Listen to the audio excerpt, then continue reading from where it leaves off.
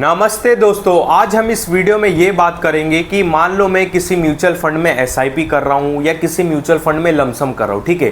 पर उस mutual fund की जो भी होल्डिंग कंपनियाँ, ठीक है, मान लो वो होल्डिंग कंपनियाँ ख़राब हो जाती है, वो होल्डिंग कंपनियाँ परफॉर्मेंस नहीं देती है, वो भी जो भी होल्डिंग कंपनियाँ मान लो 2-2 साल तक कुछ भी रिटर्न्स नहीं देती है, तो मेरे पैसे का, मेरे इन्वेस्टमेंट का क्या होगा, ठीक है। यहाँ पे बहुत लोगों के ये सवाल अभी उठ के आ रहे। जैसे एग्जांपल के लिए मैं बता रहा हूँ, मान लो कि मैं कोई स्मॉल कैप के म्यूचुअल फंड में एसआईपी कर रहा हूँ या किसी इंडेक्स में स्मॉल कैप के इन्वेस्टमेंट कर रहा हूँ या किसी ईटीएफ में इन्वेस्टमेंट कर रहा हूँ, ठीक है।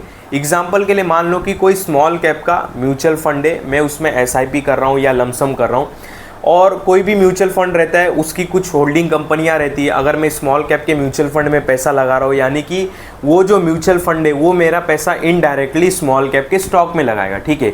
अगर हम उसके होल्डिंग में जाएंगे म्यूचुअल फंड के, तो हमको होल्डिंग में क्या दिखाई देगा कि ये स्मॉल कैप की कंपनियां होल्ड कर रहा है, और मान लो वो कंपनियां कुछ परफॉर्मेंस नहीं देती है जिसमें वो हमारा पैसा लगा रहा है, तो हमारे इन्वेस्टमेंट का क्या होगा? क्या हमारा इन्वेस्टमेंट यहाँ पे डूब जाएगा? क्या हमारा इन्वेस्टमेंट यहाँ पे माइनस हो जाएगा?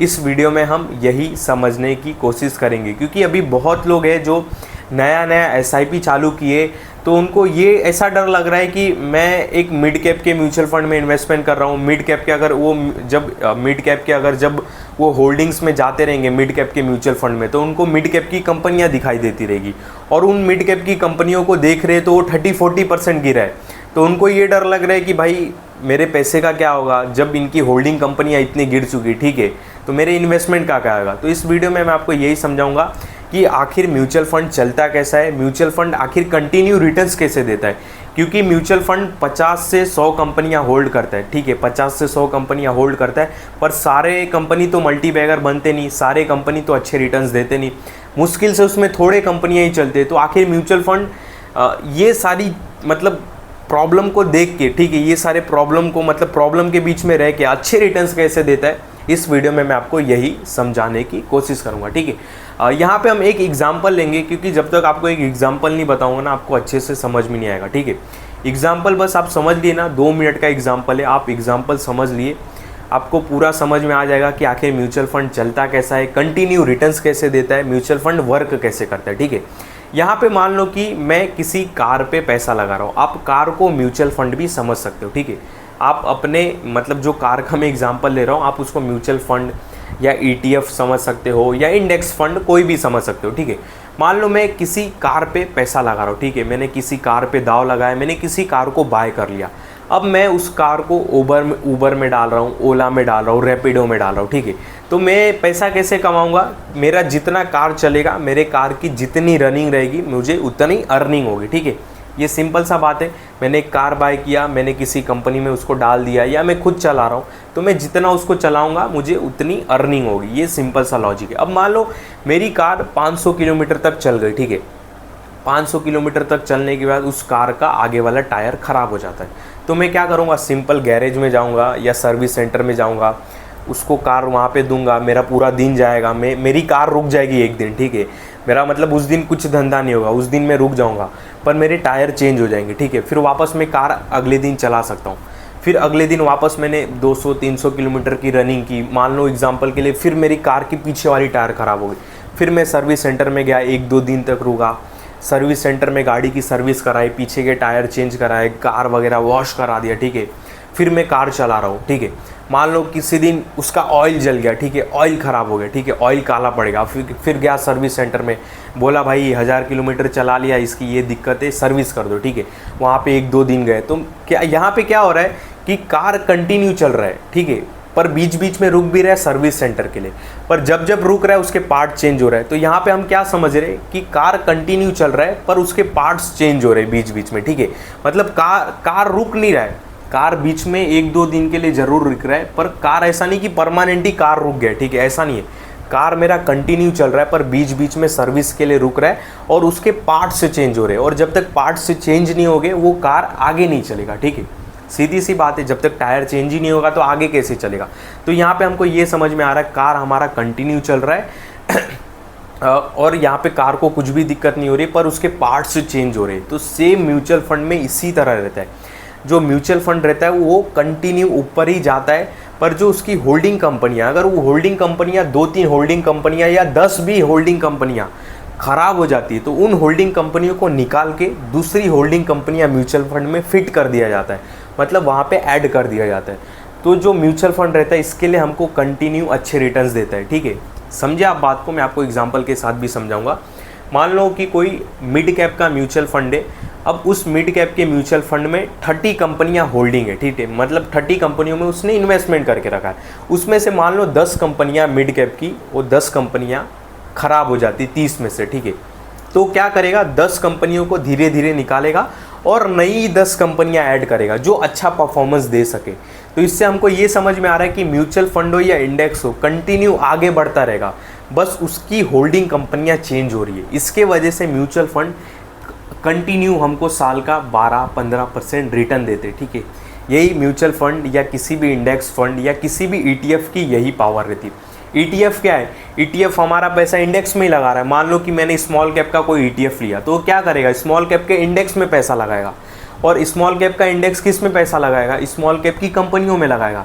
तो मान लो स्मॉल कैप की कोई 250 स्मॉल कैप की कंपनी है, ठीक है, मैंने निफ्टी 250 स्मॉल कैप इंडेक्स में पैसा लगाया। अब वो निफ्टी 250 स्मॉल कैप के इंडेक्स में मान लो 250 में से 50 कंपनियां खराब हो गई, तो इंडेक्स वाला जो फंड मैनेजर क्या करेगा, उन 50 कंपनी को निकालेगा और नई 50 कंपनियां ऐड करेगा। तो इससे ये समझ में आ रहा हमको कि इंडेक्स कंटिन्यू ऊपर जाता है। इंडेक्स कभी रुक ही नहीं सकता। जैसे कि एग्जांपल के लिए निफ्टी 50 का इंडेक्स है, क्या कभी रुका है क्या? निफ्टी 50 का इंडेक्स जितना मुझे होश में आ रहा है 7,000 से आज 22-23 हज़ार तक आ गया। एक हाई भी मारा था 26,000। तो जब ये 7,000 से जो 26,000 की जर्नी थी ना निफ्टी 50 की, एक से छोड़ दो, मैं 7,000 से पकड़ रहा हूँ, तो ये जो निफ्टी 50 इंडेक्स की जर्नी थी 7,000 से अराउंड 26,000 तक, इस बीच में बहुत सारी कंपनियां निफ्टी 50 में आई बाहर गई। जैसे एग्जांपल के लिए अभी UPL, वो कंपनी अच्छा परफॉर्मेंस नहीं कर रही थी निफ्टी 50 के इंडेक्स में, तो उन्होंने क्या किया, निफ्टी 50 वालों ने UPL को बाहर निकाला, उसकी जगह पे श्रीराम फाइनेंस को डाला। अभी नई कंपनियां देखो ऐड हुई है, ट्रेंड कंपनियां, ठीक है, तो कुछ कंपनियों को बाहर निकाला रहेगा, उसकी जगह पे ट्रेंड को ऐड किया, क्योंकि ट्रेंड अच्छा परफॉर्मेंस दे रहा है, ठीक है। तो अकॉर्डिंग अपने हिसाब से वो ऐड करते हैं, निकालते हैं, ऐड करते निकालते। तो इससे हमको ये समझ में आ रहा है, जब भी हम किसी इंडेक्स में, किसी म्यूचुअल फंड में या किसी भी ETF में पैसा लगाते हैं, वो ऑलमोस्ट सेफ़ रहता है। यहाँ पे मैं कोई गारंटी नहीं दूंगा, नहीं तो भाई मैं फंस जाऊंगा सेबी की तरफ से, ठीक है। यहाँ पे मैं कोई गारंटी नहीं दूंगा, पर वो सेफ़ रहती है। सेफ़ इसके लिए रहती है क्योंकि हमने पूरे कार पे पैसा लगाया, ठीक है, ना कि किसी पार्ट्स पे पैसा लगाया। अब मैं किसी एक टायर पे, अगर मान लो मैं आगे वाले राइट वाले टायर पे पैसा लगाऊँ, तो क्या पता वो टायर 500 किलोमीटर आगे जाने के बाद ख़राब हो जाए, तो मेरी इन्वेस्टमेंट भी ख़राब हो जाएगी। पर मैंने पूरे कार पे ही पैसा लगाया, ठीक है।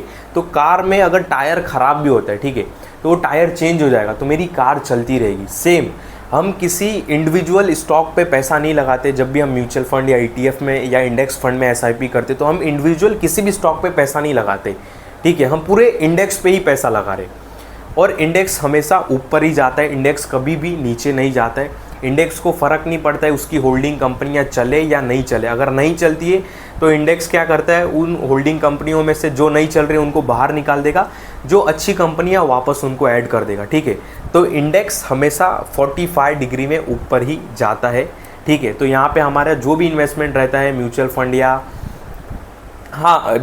या ETF में, वो कंटिन्यू हमारा ग्रोथ होता ही रहेगा, ठीक है। हाँ, मैं यहाँ पे मान सकता हूँ कि कुछ समय तक हमारी इन्वेस्टमेंट रुक सकती है, जैसे कार के एग्जांपल में देखा, सर्विस सेंटर के लिए, ठीक है।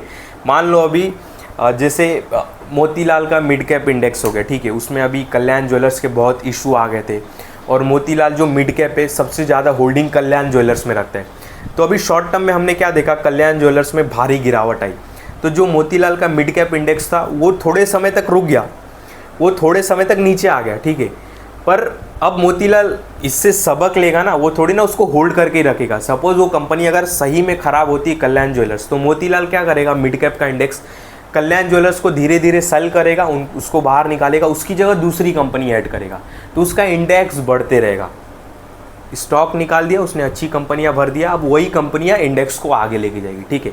समझे बात को, यहाँ पे आपको आई होप अच्छी तरीके से समझ में आता रहेगा। एक और एकदम छोटा एग्जांपल दे देता हूँ। कोई कार है, अगर उसका इंजन ख़राब होता है तो इंजन को निकालेंगे उसमें नया इंजन फिट करेंगे, कार फिर चलना चालू होगा। मान लो कार 500 किलोमीटर तक चला, फिर इंजन ख़राब हुआ, इंजन को निकालेंगे, फिर नया इंजन डालेंगे, फिर कार चलना चालू होगा, ठीक है। तो हम ध्यान देना, हम जब भी किसी इंडेक्स में या म्यूचुअल फंड में या ETF में इन्वेस्टमेंट करते तो हम इंडिविजुअल किसी भी स्टॉक में इन्वेस्टमेंट नहीं करते, हम पूरे इंडेक्स पे ही दाव लगाते, ठीक है। हम पूरे इंडेक्स पे ही इन्वेस्टमेंट करते और इंडेक्स हमेशा चलता रहता है। इंडेक्स भले थोड़े टाइम के लिए रुक जाए पर परमानेंट वहीं पे नहीं रुका रहेगा स्टॉक की तरह, या क्योंकि देखो यहाँ पे ऐसे बहुत सारे स्टॉक है जो 7 सालों तक एक ही रेंज में, जो 8-8 सालों तक एक ही रेंज में, जो 800 दिनों तक एक ही रेंज में, ठीक है। पर इंडेक्स ऐसा नहीं, इंडेक्स भले थोड़े टाइम तक रुकेगा पर वापस बाउंस बैक करेगा। समझे बात को? आई होप आपको ये समझ में आ गया रहेगा। बाकी मेरे इस वीडियो में आपको किसी भी तरह का बाय सेल का कॉल नहीं है, ध्यान देना। वैसे भी हम इस वीडियो में किसी स्टॉक का नाम नहीं लिए, बाकी मैं कोई सेबी रजिस्टर्ड एडवाइज़र नहीं हूँ। बाकी मेरे इस वीडियो में या किसी भी वीडियो में किसी भी तरह का बाय सेल का कॉल नहीं रहता है, इस बात का आप बहुत बहुत ध्यान देना।